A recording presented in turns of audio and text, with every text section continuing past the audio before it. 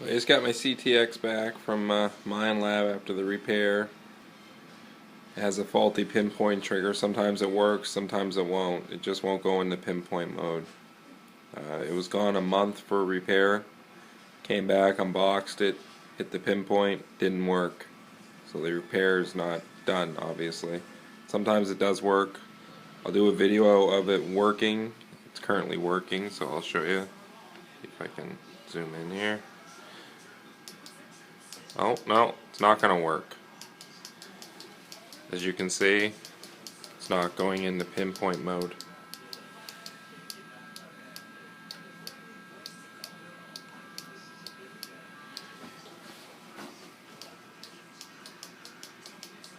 Does not work.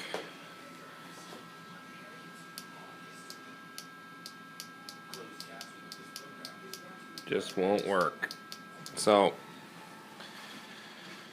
just cuts in and out. They said that all they did was do a factory reset and install the new update. When I sent it in, before I sent it in, I already installed that update, and I can obviously do a factory reset at home, which I did. So really, nothing was done to it.